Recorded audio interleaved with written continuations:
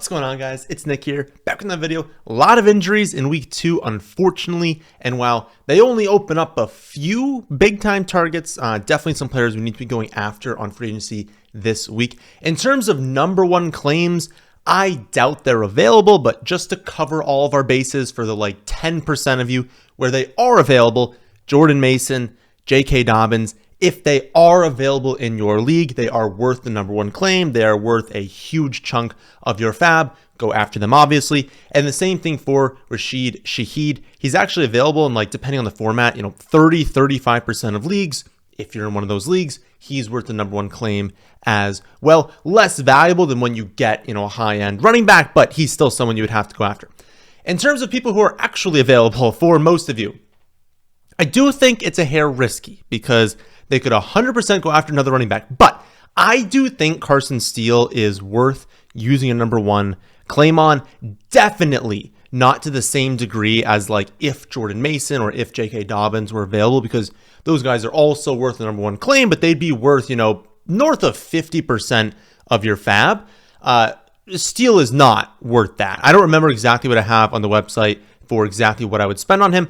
But depending on your league, around 10 to 15% is probably a range I'd be willing to go after. As of course, you guys have probably heard, Pacheco fractured his fibula. We don't have a timetable yet, but he's on the IR already. He's probably going to miss, I don't know, a month and a half, potentially. It's really difficult to know because you don't have a timeline, but at least 4 weeks, probably more. Steele, we heard in the preseason, was gaining a ton of buzz, was playing really well. We saw in the preseason, he played really well. He's breaking a ton of tackles. He looked great. We kind of heard that they want to mix him into short yardage. They want to mix him in potentially into some passing downs, but a lot of short yardage stuff, and then kind of spell Pacheco at times. And we were like, okay, is this just preseason hype? But no, early in the season, maybe not week 1, but starting this last week, he was actually mixing in a little bit into that short yardage situation. And then when Pacheco did go down, it was still being used ahead of Pirine on your classic running back snaps when we weren't in, 2-minute drill. We weren't in obvious passing down. So in my opinion, that's how they'll go. Now, they didn't anticipate Pacheco getting injured. And so things happen where players get hurt. We see how it changes in game, but then when they have a full week to prepare, we can see a different situation. So I'm not saying Steele is definitely going to be their top running back. We also have CEH due back soon. I think he was placed on IR, but that would only be to start the season. We're already in week 3, so week 5 he could come back. So he could be back soon. Jerick McKinnon is still a free agent. That would be really annoying if they signed him. They could trade for a running back if Houston doesn't want Pierce, if the Panthers don't want Miles Sanders. There are kind of low-end running backs we've talked about for a long time that if there are injuries, teams can go after. So there's a lot of ways it could go wrong. I just still think the upside is worth it. If we do watch Steele play, he looks good. He definitely looks like a running back that can fit in this system. They can give goal line work that they're not going to give 20 carries to, but who cares? If they're going to give him 13 or 14 carries and goal line work, I'm starting that in the Kansas City offense, right? So I don't think he's going to have a massive role. I don't think he's a lock to be super productive, but I think he's still worth spending number one claim on, especially if you need running back production.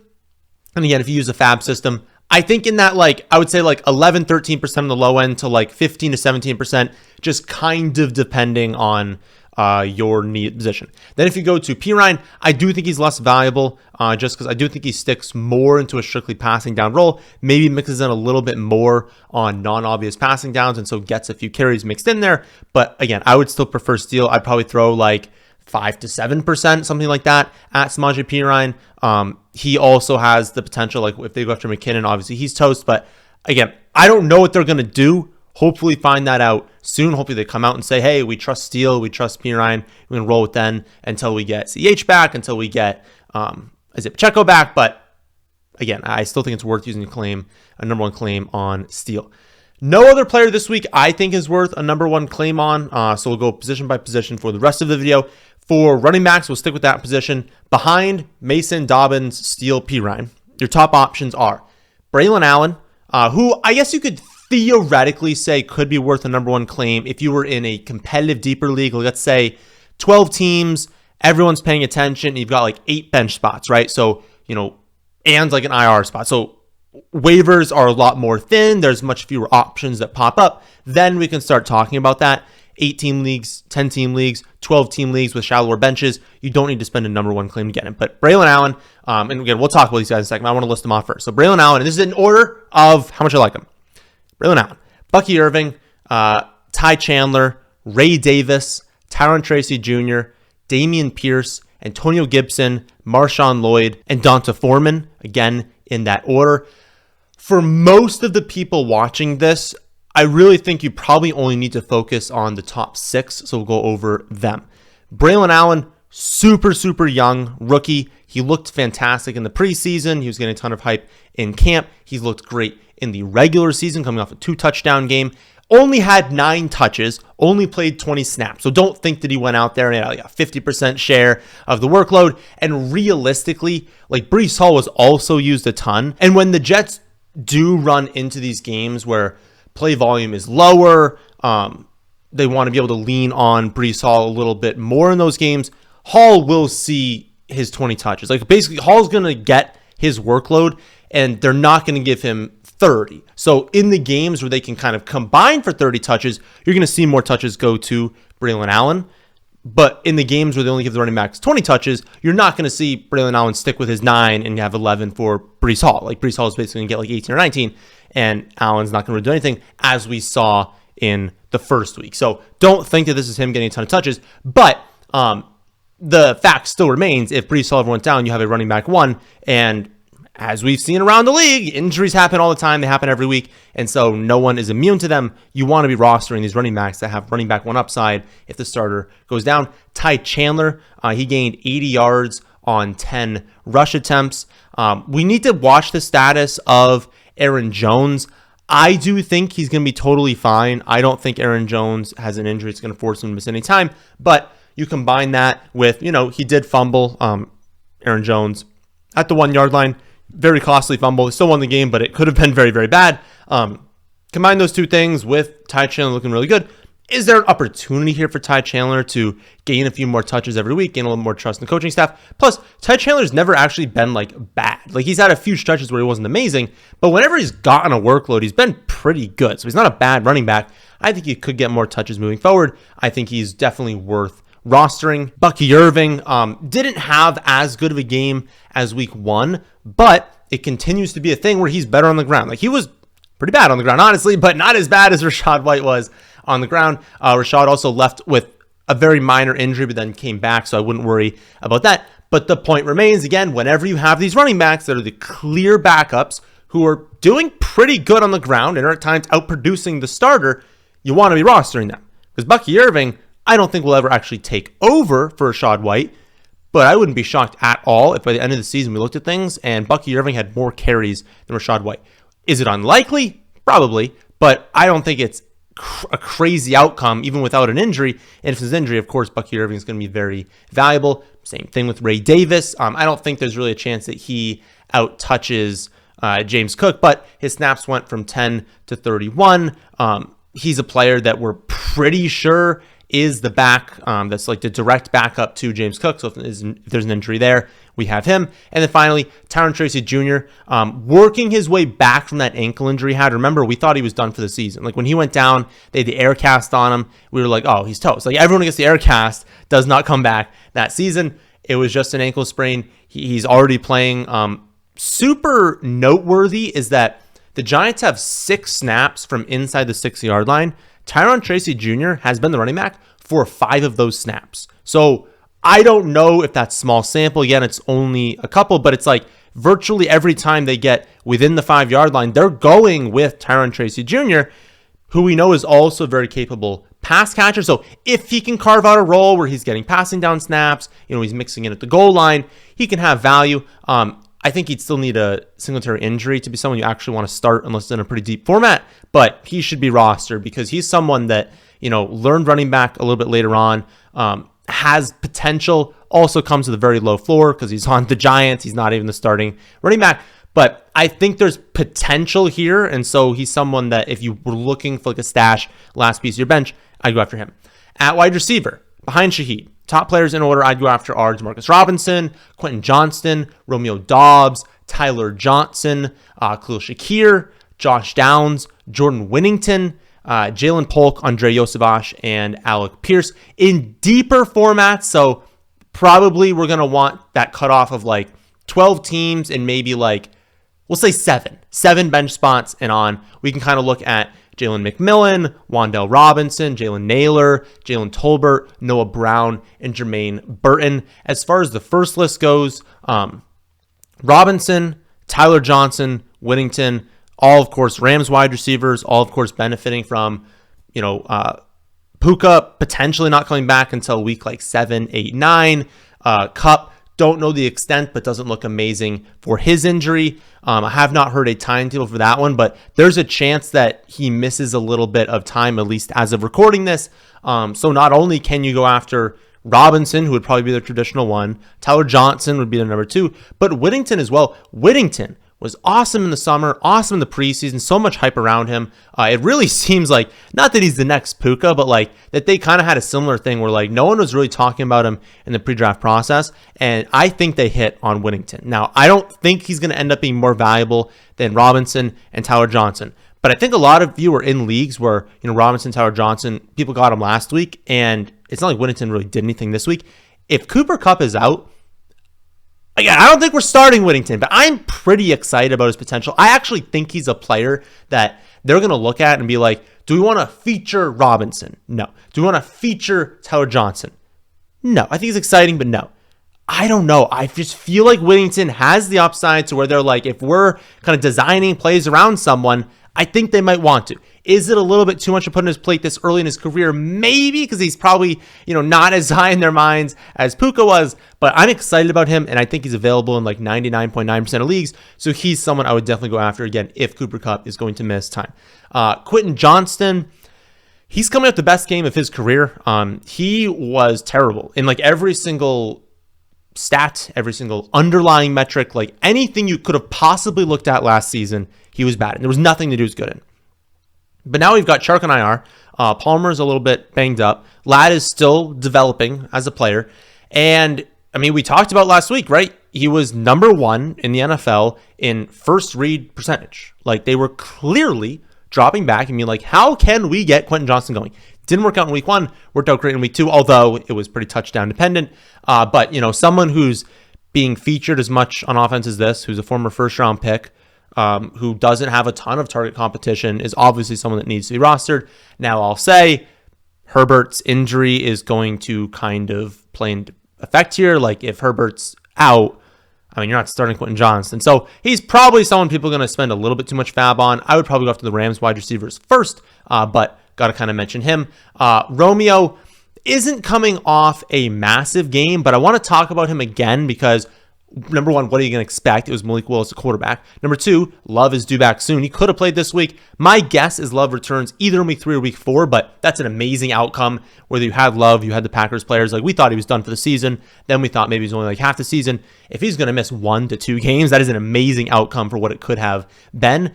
None of their wide receivers, none of them, besides, Wicks and deeper formats can be on free agency, but none of their wide receivers should really be on free agency. And so Dobbs at times is like in some formats like the lowest roster besides Wicks again. Like among Christian Watson, Jayden Reed, and Dobbs is the one that is out there for every single snap. He is running the most routes on this team. They did the exact same thing as week 1 where Wicks and Watson kind of rotate in and out, so both of their floors and ceilings aren't amazing because they rotate in and out. You've got Reed in 11 personnel, and you've got Dobbs running every single route. Kind of silly that he's on free agency, given how good this offense can be. Khalil Shakir, mediocre game on Thursday night, but Buffalo didn't have to play aggressive. They took their foot off the gas. He wasn't really needed.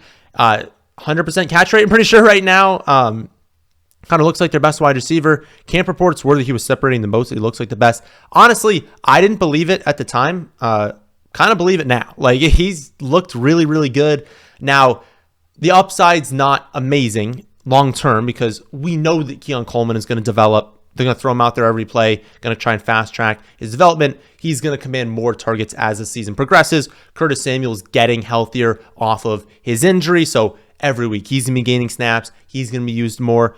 Kincaid got pretty unlucky this week. They have this touchdown drive where he has to leave because he gets kicked in the head. Then he's not back on the next drive. Then he goes out there and it's like, oh, they have a one-play rushing touchdown and then the game's over, right? Like that. It was kind of unfortunate for him. He was featured early, like on that first drive. It looked like he was going off because they just kept designing plays specifically for him. He's not going to miss drives with concussion check every single week. And so I wouldn't panic on him, but he's clearly, basically every tight end might not be as valuable as we thought, which makes them almost all as valuable as we thought, because if every tight end just shifts over, it's still a tight end position. That's all the same. But we'll talk about tight end in a little bit. But yeah, Shakir's someone I would spend fab on. It just wouldn't be a lot, wouldn't be a high claim. Josh Downs, going to be back soon. I'm very glad they haven't forced him back. Honestly, I hope they don't have him return in week 3, even though he was full participant later in the week. Like I want him to get another week of practice in, then not play, then another week of practice. It's like when you have these high ankle sprains, you want maximum time to recover because they're so easy to re-injure. And if you don't need him back this week, I hope they hold him out one more week. But regardless, he was great in camp. He was playing as like the best wide receiver. People were talking about how he could have been the most targeted receiver on this team. They clearly need him back. The offense is struggling a little bit to like consistently move the ball. So yeah, I mean, I think he's going to be very valuable when he does return. Final 3 are probably only ads. I don't think I would claim any of them. I wouldn't spend any fab on them. But Polk already kind of taken over as the Pats wide receiver 1, and that's just going to progress as the season goes along. And then as we'll talk about with Hunter Henry, there's going to be games where the Patriots are down by a lot more than they have been. There's going to be games where Drake May is a quarterback and the passing efficiency increases. So long-term, Polk is looking very good. Yosivas coming off 2 touchdowns. I believe it was only on 2 receptions, but pretty locked in wide receiver 2 right now as Higgins remains out. And that offense also is probably going to get a little bit better as the season goes along. And then Alec Pierce, currently, I believe, leading the Colts in yardage through 2 weeks. He's looked very good.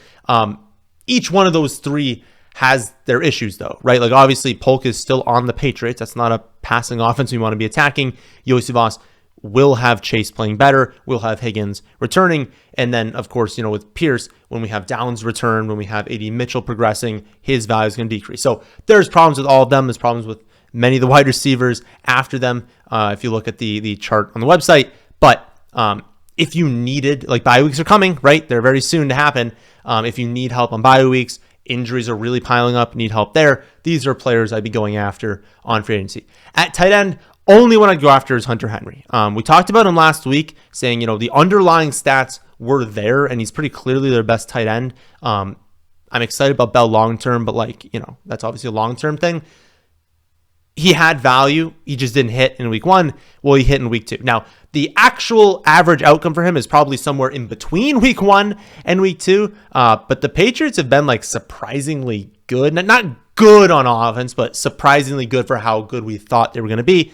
Like I said before, they're going to have more negative game scripts. They're going to have Drake May at times. Going to shift over to him probably in the second half of the season. And so they're not going to be as run heavy every game. They're going to increase in efficiency. And if Hunter Henry is their clear tight end 1, and tight ends stink right now, pretty easy target to go after. Behind him, you could go after Colby Parkinson, who's going to see an increase in target share if Cooper Kupp is out. Taysom Hill, he went to the hospital though, so check on his status. I haven't seen an update since then. It seems like they said it was precautionary, but who knows?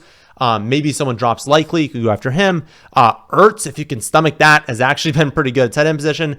Noah Fant, if you believe the talent, the snaps are there finally. It's will they finally use him on offense? Or you could go after Tucker Kraft, Gesicki, Brenton Strange. If you have Engram, you want to throw him on IR and you want to use Strange in his place, you can do that. Truthfully, though, Henry's the only one I'd put a claim in for. Tight end has been a wasteland. We've only got 4 tight ends averaging over 9 half PPR points per game, and one of them is likely, who's probably going to finish lower than that. So I have hope for some of these high-end tight ends, but it is rough out there at the position. At quarterback, it is just Geno Smith and Derek Carr. Geno, 74% completion percentage so far this season, attempted 44 passes this last week. They are letting Geno cook, and it is amazing to see. Was some of that, they trust Ken Walker. They don't trust Charbonnet as much. So, especially with how bad Charbonnet was playing. they're basically just like, okay, well, we have 3 great receivers. We have a good tight end. Let's just chuck the ball around every play. We know we can be efficient in doing that. If they continue doing that, like, not only these receivers going to be super valuable, but Geno Smith's going to be someone we want. People were really off of him this summer just because of that whole injury thing with like how the contract is situated. If they're not that good of a team, it's better off for them to rest him at the end of the season to make sure he's not injured. But I mean, they've been good. They've been good on offense. Geno's been playing great. Listen, quarterback is a difficult position to find in the NFL. I do not see a world where, unless they completely tank, Geno Smith is not the quarterback of this team unless he actually gets injured. So he's a great streaming option, but someone that maybe we can rely on more consistently down the stretch. And then Derek Carr. Like, listen, I was optimistic about how the coaching staff change and the change in philosophy, finally using play action, finally using pre-snap motion, was going to help the Saints.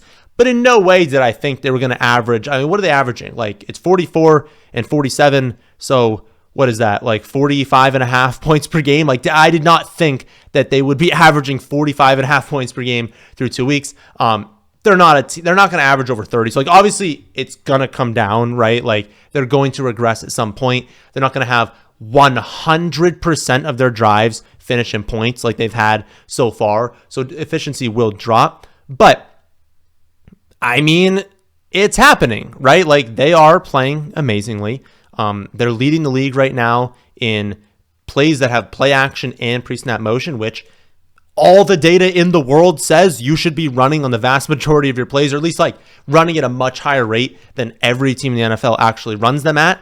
And we're seeing this play out with the Saints. So it hit, like, our ideas with that hit. I don't know if this efficiency is going to continue, but it doesn't matter with Derek Carr, right? Because it's like, he's 29th in pass attempts right now, and he's this quarterback 2 overall. Is he going to finish as a top 5 quarterback? No, he's not going to. But he's going to be someone we consistently stream. He's going to be someone who you could rely on, and it's definitely available in most formats. And even if the efficiency doesn't stay the same, like I said, he's 29th in pass attempts per game. If they don't score on every single drive and they actually play their starters in the fourth quarter, sure, efficiency goes down, but volume will increase. So it really is a spot where the Saints are probably just going to be a really good offense. I was hesitant in being like, well, they played the Panthers. Of course they look good. They just did that to Dallas. So if this keeps continuing, we're going to be really targeting this offense. They're home versus the Eagles, who do have a strong defense, but they're at home. They're in the Superdome. I'll see what happens when I finish the week 3, not only the rest of the season rankings, but the weekly rankings as well. But I would expect to see Carr as a strong streaming option. Then finally, streaming defenses. You actually have a number of quality options this week. So when that happens, I wouldn't spend a ton of fab to get any one of them, because there are a decent amount you can go after. And you put a claim in for like $1 or $2 in fab, 1 or 2% of your fab on all of them. Just order it how you want, and then you'll end up with one of them most likely. So you've got the Texans. This is in order of how much I like them, by the way. Texans at the Vikings. Houston has a really strong defense. Jefferson, Aaron Jones potentially banged up this week. You've got the Raiders versus the Panthers. Probably don't need to explain that one all that much, but Carolina, lowest EPA per play, will probably finish the season lowest EPA per play. They only have 13 points through 2 weeks. You've got the Vikings versus the Texans on the other side. The Vikings currently lead the league with 11 sacks through 2 games.